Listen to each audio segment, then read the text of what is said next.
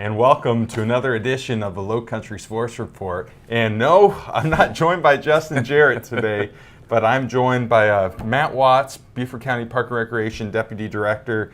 Justin couldn't make it this week, so Matt said he would fill in for him. Yeah. So Matt, busy week in USCB, high school sports, park and recreational sports, but we're going to start off with some high school stuff, and we're going to start off with the senior from Hilton Head Island High School, Sam Gilman. He went to the New Balance Indoor Track and Field Championships in New York, and he set a record for the 800 meter of 1 minute and 52 seconds and earned All-American honors. So wonderful performance here. For you, what do you take of these performances? What do you think these do for other kids who are in high school sports? No, it's a great accomplishment, especially with that many. The competition there obviously is the best competition in the country. Oh, yeah. So it's always good to have local kids that go on to have great success at that level. It shows kids, our youth that are already in our sports that, that as long as they work hard, they can accomplish basically anything as long as they work hard. So that's, great to hear that someone in our community is doing that well.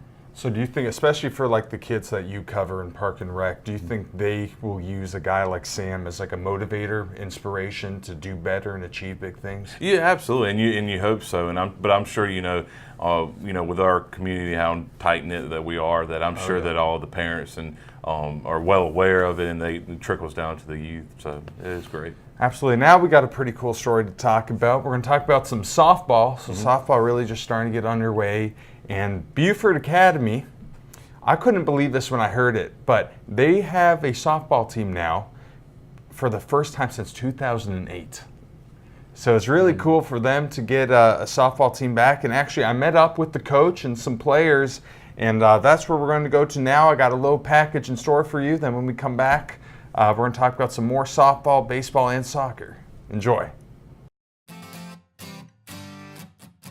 I think what's special about the softball team, that's a new program. This is our first year having a team. We haven't had a team in about 12 years. We've got a great group of girls that are really interested in softball.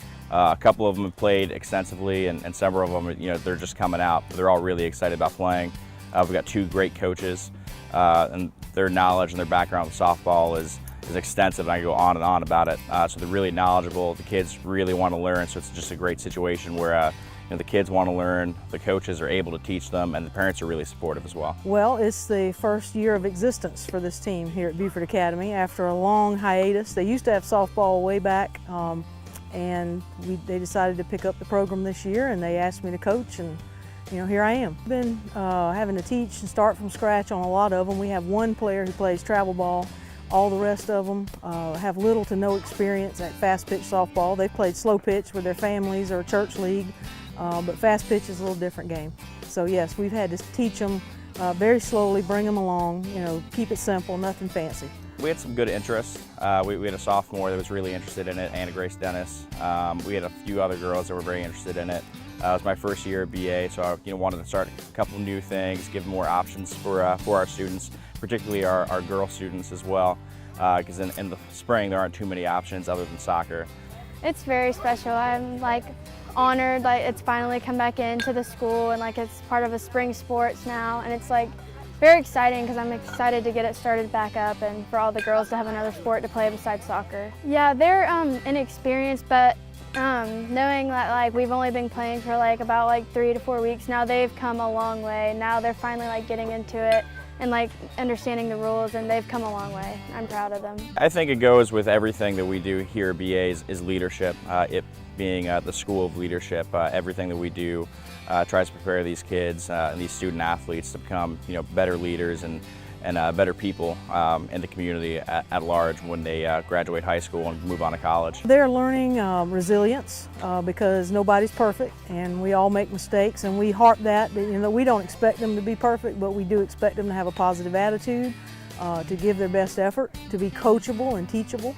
And really, that's what we've seen so far. I mean, if we win one game, it'll be a win for all of us. But no, I just want them to learn and get to love the game, and just to see how they like it and to just have fun. And welcome back to the Lowcountry Sports Report. Matt, what an awesome story. What's your take on it? What do you think that means for the girls, allowing them to play a sport like softball? No, it's great. Across the country, the youth level, we are seeing a decline in, the girls playing softball. So this is a great opportunity because in our community, it's hard to have youth sports if there's nowhere for them to further to go to play. So having another school in the community that has girls softball at the high school level just makes it even better for our recreation program. So it's great to hear that they're going to start that. Absolutely. So this past week's been really busy. A lot of events going on, a lot of different games. Baseball, May River was able to beat Hilton Head High School by a score of 5-3. Beaufort High won 5-0 against Hampton. Then on the pitch for soccer, the JP2 girls defeated Battery Creek. The Bobcats lost their first game of the season, Northwestern. And actually, I was able to go to a very, very exciting game. It was May River versus Oceanside Collegiate. And Matt, this game was insane. Goes into penalty kicks. So when I got there it was right at halftime, and Oceanside was up by a score of 2-1. May River ends up pulling ahead 3-2 with about 6 minutes left. Oceanside scores with 3 minutes left to send this thing into penalty kicks, and then Oceanside wins it in penalty kicks. But it was just a great back and forth game. So you've been covering Park and Rec sports and youth sports for many of years. Do you have any stories of seeing kids that you covered in Park and Rec play in college or be really good in high school or anything like that? No, there's been quite a few. I've had a lot of athletes, when I was in Florence for 8 years as the athletic director. Yeah. So a lot of kids that did go on to college, and if they weren't successful so much in the sports field, they were, great kids. They went on, got their degrees and whatnot. One in particular that I can remember, and I think most everyone's heard of, is Zion Williams. He's okay. Yeah, he's decent. He's probably going to be the number one pick, maybe. But anyway, he was Zion was a phenomenal athlete even at that age. I think Zion was in my programs from the age 6 to around 11. And then his family moved on to Spartanburg after that. But Zion was an incredible athlete and great kid too, quiet kid. I can see how he was a success because he worked hard. He kept his head down and just went on his business and came out there and played hard. So I'm not surprised at all that Zion's had the success he has. But it's great to see kids go further like that, be it with sports or not. Just go on to be successful. For you, being able to watch these kids grow, like you were saying, you saw them play at a young age when they go to high school or college or whatever. Is that one of the best parts of your job, just being able to watch these kids grow and say that you help them progress? No, absolutely. That's why we're in this business. I don't think anybody's in the recreation field if they aren't about community or aren't about seeing not only youth but adults have a good time as well. So, but always kids are going to be the main reason we're in this business, and to see them always progress and be able to help them get to where they are in life is definitely why we do it. Awesome. So that's going to conclude our high school segment this week. We're going to take a quick little break, but when we come back, I'm going to be with Jody Vermilia, and we're going to be doing some Sand Shark Bites.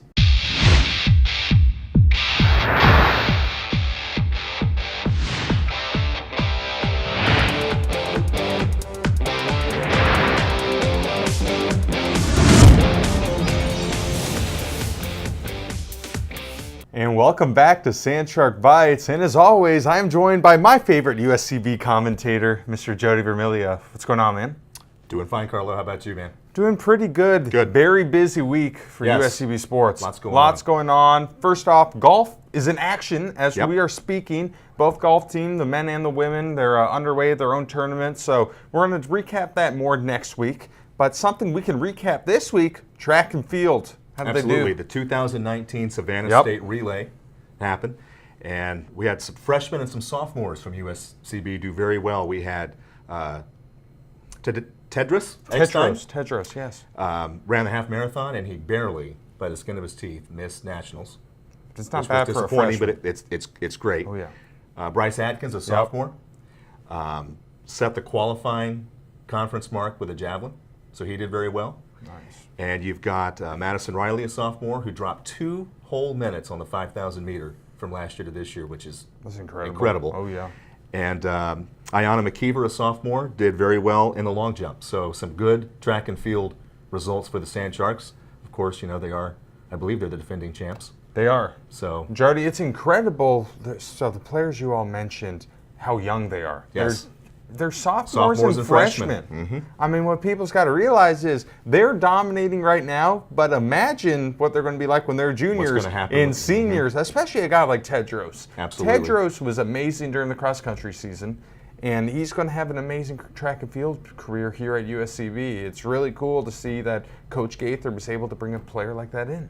I think they're just scratching the surface of what that team can do. Absolutely, and as you mentioned, they're at Savannah State. Beautiful campus, beautiful facility. I remember last year, me and Mike Manning, the old version of you, we were out there and we were doing some filming of a meet they had, and really good time. I love going to those events. They're really fun. But now, let's also go on to another team. Let's talk about the baseball team. Okay. So what happened this past weekend? Well, we played number 19 Indiana Tech. They're number 19 in the latest coaches NAIA poll. Didn't turn out the way the Sand Sharks would have liked it. They dropped all three. But the offense did very well. We have Noah Matthews back in center. And I'd put the outfield of Hamilton, Matthews, and McKinney up against that's anybody in the wonderful. NAIA. It's great. So, there are plenty of positives. Especially one in Bobby Wenthy. Bobby Wenthy now holds the USCB Sand Shark home run record. Good for him. He hit 2 home runs in the One of second them game was on an Saturday. absolute missile. And one was a missile to right center field, and one was what we thought was a check swing foul ball that went over the left field wall. That shows how strong he is. Right. So, So- Jody, a couple years ago, like let's say 3-4 years ago, that offense, it was still as potent as it is today, but it was a little different. They really relied on long balls and big doubles and triples, and they're a power hitting team. Now, once Coach Bam came in, it's changed a bit. They can still hit, however, they like using a small ball approach. What do you think of the small ball approach, and do you think USCB is doing a good job of utilizing it right now? To get them on, get them over, And get 'em home. and get them in approach. Yeah. They've executed it well this year. They have been very aggressive on the base paths.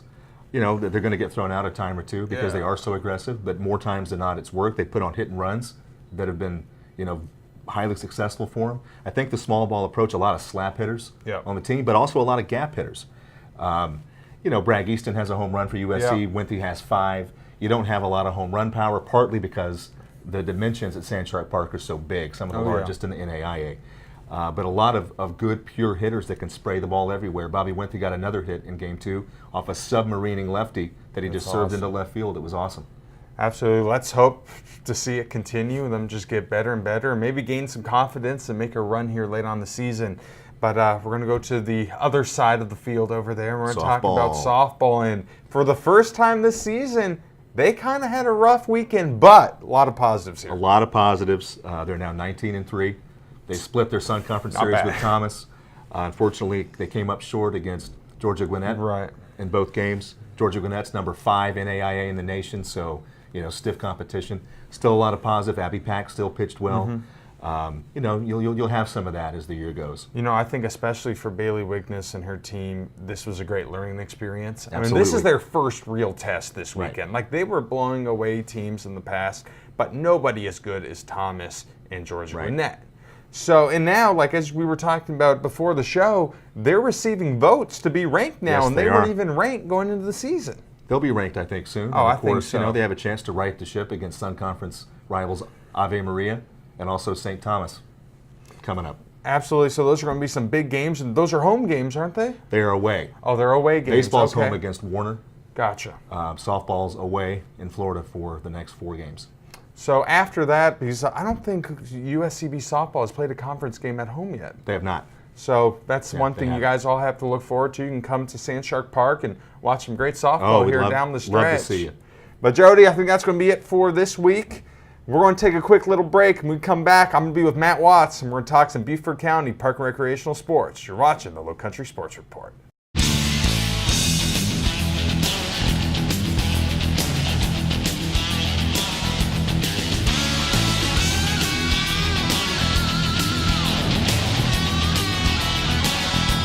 World Series. There's a smash to right field. That ball is way back. Gone. Nico Lang. So Beaufort County home run shot over the right field. Back to the Lowcountry Sports Report. I'm joined by Matt Watts again. Welcome back. Thank you. And now we're going to be talking about some park and rec sports. Start off, big state basketball tournament last weekend. I came out, I did some footage of the Bluffton-Charleston game, which was really entertaining. Do you want to just recap that tournament? Who ended up pulling out the victory? Right. Yeah, we had a great tournament. You know, we actually hosted the 14U and the 17U. I know the night you came, it was our 14U Bluffton team was playing North Charleston, and unfortunately they lost that night. They held their own, though, to start. They did. It was just at the end, North Charleston kind of pulled away a little bit, but it was a good game for about 3 quarters. The rest of the 14-year-old tournament, it ended up Myrtle Beach defeated North Charleston in the semifinals, and Richland County defeated Central Clemson. Okay. Great games on both of those games, but the even better game was the final, the championship against Myrtle Beach and Richland County. Back and forth the entire game. I believe Richland County pulled it out, 46-42, I believe, but it was a very good game by both teams. The 17U was also highly contested. We had Richland County defeated Marion in the first round, and Marlboro County defeated East Columbia defeated Marion. There's a lot of teams. Yeah, that's right. Yeah, Marlboro County defeated Westminster. But East Columbia in the long run, they ended up winning the tournament. A lot of the Columbia teams are always very, very good. So it wasn't surprised to see both of those teams have a lot of success. Now, for the Bluffton players, how big do you think an experience like this is for them being able to be exposed to like really good talent and really good competition? No, absolutely, it's really good. And I always tell when we're always choosing to see who we're going to put into All-Stars, I always like to put any team we can in. Sometimes you're worried that you don't have as much talent as in the past, but kids that don't have anything to work to, if you don't give them some incentive and something that you've earned the right to from all your success during the season. So I always want to have an All-Star program just so kids have something to look forward to. What a lot of people don't realize with the All-Star program, they expect these teams to be unbelievable. What they don't take into account, though, is potentially some of these kids have never even played with each other. Oh, absolutely. So I mean, there's a lot like different coaching, different systems. So there's a lot of transitions that need to be made. And it's tough, and we have a lot of, especially in basketball, over in Bluffton, we have 70 some odd teams every year. So it's tough in an age group if you have 11 or 12 teams to get 10 kids for All-Stars. Like you said, they don't play together, and you're picking 1 or 2 kids max from each team, and it's just hard to have a team that can always mesh, and they only have 2 weeks of practice. But our coaches do a good job and do as much as they can with what they have. Absolutely. So now let's shift over to spring sports. What are some spring sports that are going on right now, Matt? Right, yeah, lacrosse, our youth lacrosse has already gotten started. We've had a couple games for our 12U and 14U. Our 8U and 10U should be starting games in the next week or so. Youth baseball over in Bluffton actually begins this Friday. Oh, they nice. have opening ceremonies this Friday, and then games will start on Saturday. Our Beaufort youth baseball and softball, they won't begin for another couple weeks, but Bluffton will get started this weekend. And not far down the road, youth soccer will begin for both Beaufort and Bluffton. We also have flag football in Bluffton that will begin. Adult co-ed volleyball will begin in late March. So we have a lot of stuff that are about to get rolling. We're hoping that we begin this youth lacrosse. It's like a beginner's program that we're starting to hopefully get more kids involved in lacrosse at a younger age. So we're going to have the registration for that here soon. Hopefully everybody will be looking for that. So if someone wants to register for any of these sports or somehow be involved in these sports, what should they be doing? And the best thing to do is just go to our website. It's www.bcscrec.com. We have it. It's broken down in our main menu. You can go there, look for youth sports, adult sports, any questions on coaching. If you have any question on our rules, we always post our rules for each sport. So any information at all, our 70-30 programs that we have that, we offer different personal training, baseball lessons and things of that nature. You can find all that information on our website. Perfect. Speaking of spring sports, one thing that I love about your facility, it has some really cool stuff in it, especially the one down in Buckwalter. The batting cages, man. Yeah, Let's talk about those. Yeah, they're great. I mean, have indoor batting cages is something that's, you just don't see at the, recreation level. in local government. But we have a phenomenal facility at Buckwalter down in Bluffton, and we have 3 machine pitch batting lanes for kids to use, awesome. along with a free pitch lane for, if any parents or coaches want to come and just throw freely to their kids, or even if you're pitching, if you want to go there and pitch, you can move the L ground away and throw. So it's phenomenal area down there. I encourage anybody to just come check it out. We actually have some footage when you did the Coastline show of you hitting bombs. I had to look. I was like, is that Hank Aaron? I was like, no, that's Matt Watts. Yeah, I missed my calling as a Major League Baseball player, but what can you say? Who wouldn't want to be a recreation leader?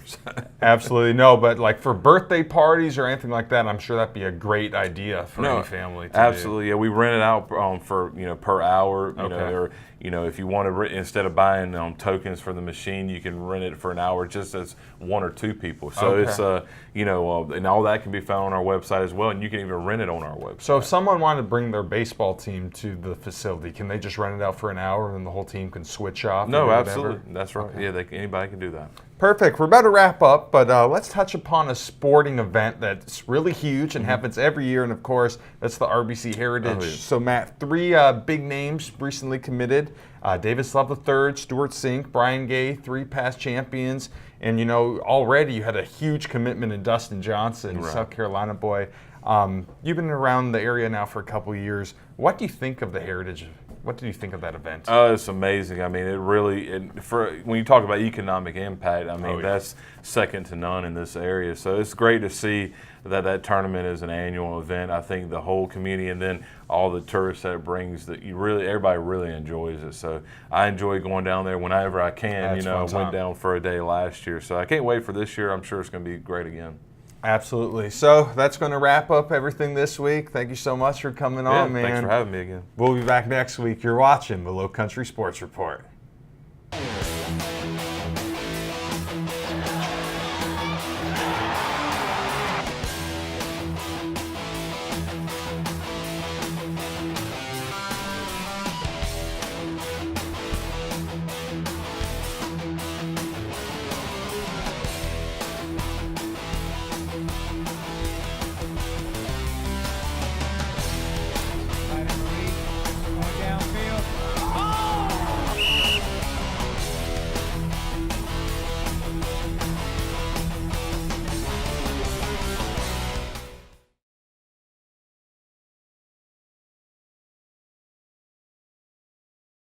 Hey, I'm Josh Reddick, World Series champ, and you're watching the County Channel.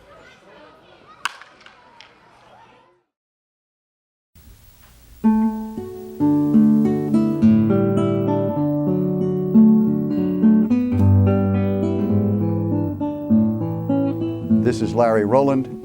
This is a Beaufort County moment. One of the pillars of the 20th century economy of Beaufort County has been the Marine Corps Recruit Depot on Parris Island.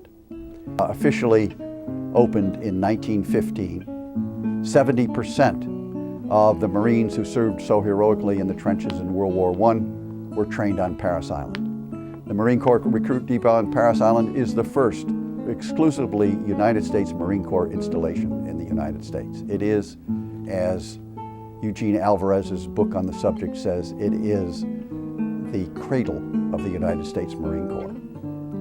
During World War II, 241,000 Marines were trained on Parris Island and went off to fight wars, mostly in the Pacific.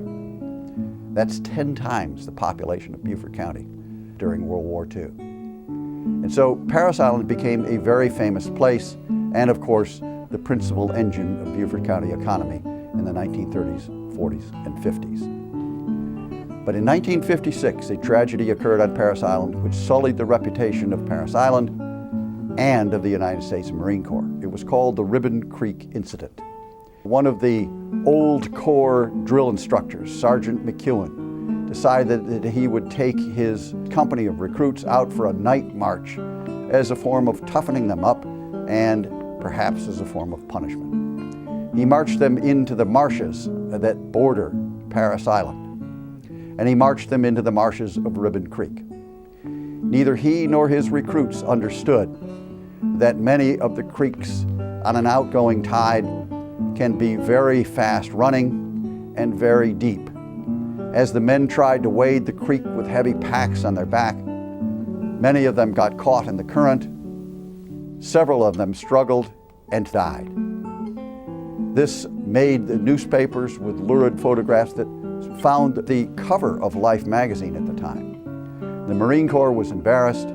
Sergeant McEwen was court-martialed, and the Marine Corps had to change the form of its tough World War II training on Parris Island.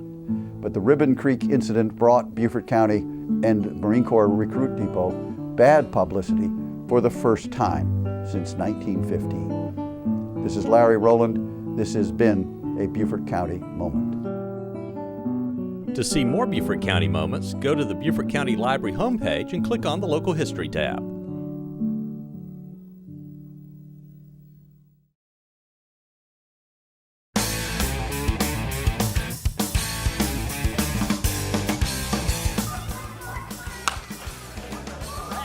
Today's the sixth annual, Derby. We run this every year. It's probably one of our most exciting events we do every year with the kid participation included. So I know the kids that do come out here and participate, they have a blast doing it. For me, in the county, I know it's huge because this is the first time we get to do it with the new stadium complete.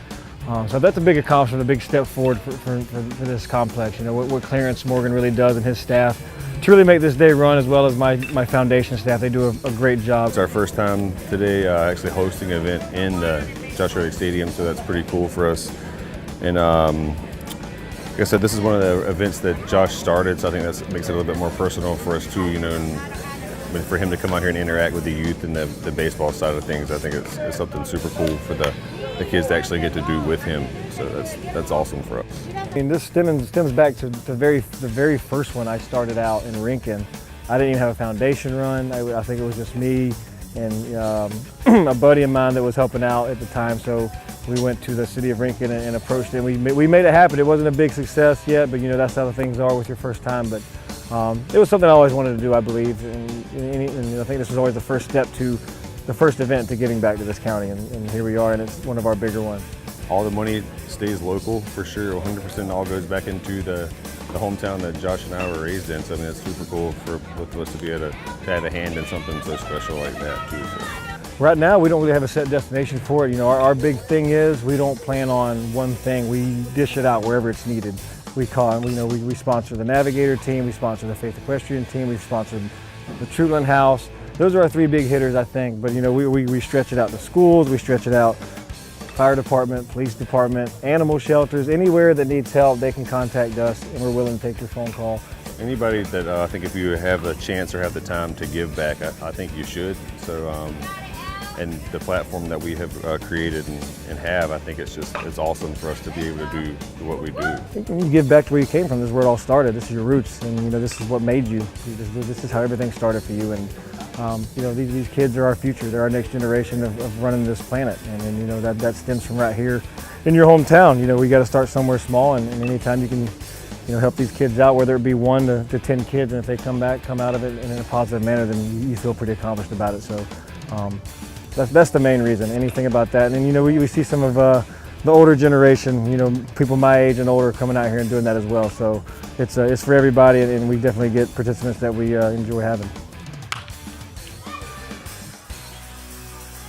Hey all, thanks for coming to my 6th annual 2018 Home Run Derby. We appreciate your support.